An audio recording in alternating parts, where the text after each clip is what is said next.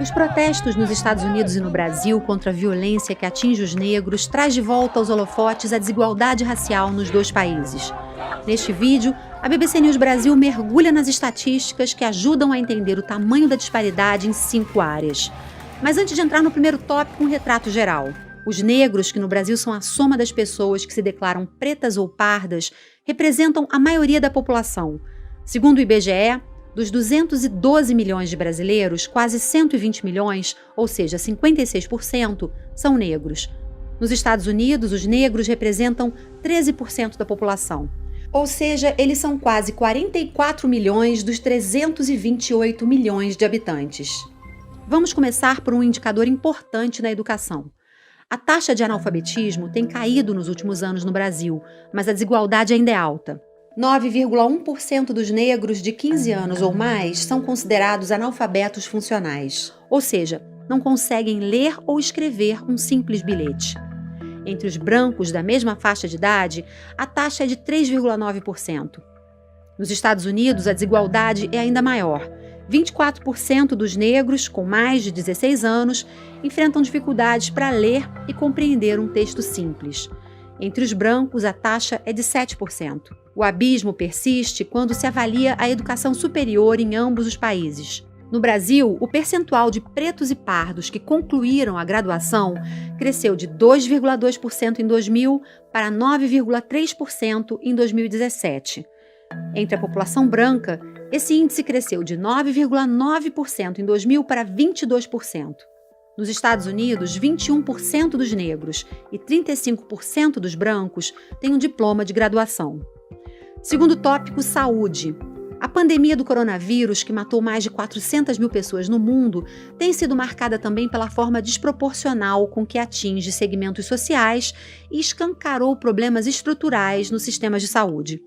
Nos Estados Unidos, os negros são 13% da população, mas representam 25% das mortes por Covid-19. No Brasil, dados do Ministério da Saúde apontam que as hospitalizações de pretos e pardos com síndrome respiratória aguda grave representam 23,1% do total, mas as mortes dessas parcelas da população somam 32,8% do total. Segundo especialistas, esse cenário é resultado de desigualdades antigas que fazem com que comunidades negras no país fiquem mais suscetíveis ao contágio e tenham mais chances de desenvolver formas graves da Covid-19. Nos Estados Unidos, a população negra também tem taxas altas de obesidade, diabetes, hipertensão e asma, que são considerados fatores de risco para desenvolver formas graves da doença. Além disso, muitos americanos negros não têm plano de saúde. Terceiro tópico, trabalho e renda. Os negros ganham bem menos do que os brancos, tanto no Brasil quanto nos Estados Unidos. Segundo o IBGE, pretos e pardos tinham um rendimento domiciliar per capita médio de R$ 934 em 2018.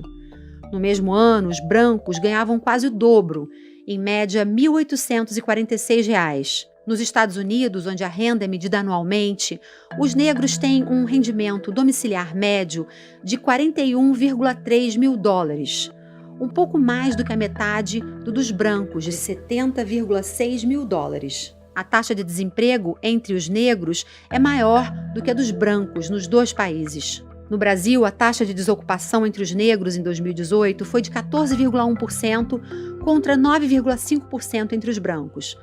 Nos Estados Unidos, naquele mesmo ano, o índice foi de 6,5% entre os negros e de 3,1% entre os brancos.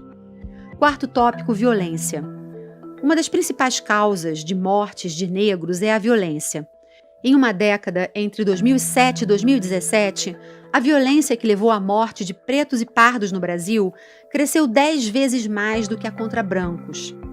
O número de mortes por assassinato assusta e põe o Brasil entre os países mais violentos do mundo. Isso todo mundo sabe. Mas o que menos gente sabe é a cor das vítimas. 75 em cada 100 pessoas assassinadas no país eram negras, segundo dados de 2018. O mesmo percentual surge quando se analisa o perfil de quem morre em ações da polícia. No Brasil, os negros são 56% da população e 75% dos mortos em intervenções policiais. Nos Estados Unidos, os negros não passam de 13% da população, mas representam 23% das pessoas que morreram em ações da polícia. Há disparidade também na taxa de encarceramento. Segundo dados do governo brasileiro, 67% dos detentos do país são negros, 32% brancos. Nos Estados Unidos, os negros também estão sobre-representados nas prisões. Nos Estados Unidos, os negros são 13% da sociedade, mas 40% da população carcerária do país. Quinto e último tópico, representatividade política. Em meio às manifestações, o ex-presidente americano Barack Obama afirmou que protestos são importantes para aumentar a conscientização da sociedade e chamar atenção para injustiças, mas defendeu que numa democracia, as mudanças devam ser feitas por meio das urnas. Nos Estados Unidos, em 2019, pela primeira vez, a proporção de políticos negros na Câmara chegou ao mesmo patamar dessa parcela na população, cerca de 13%. No Brasil, a representatividade dos negros também cresceu nesta década. Em 2018, 24% dos deputados federais eleitos se declararam negros, um avanço, mas ainda um longo caminho para refletir os 56% da população brasileira.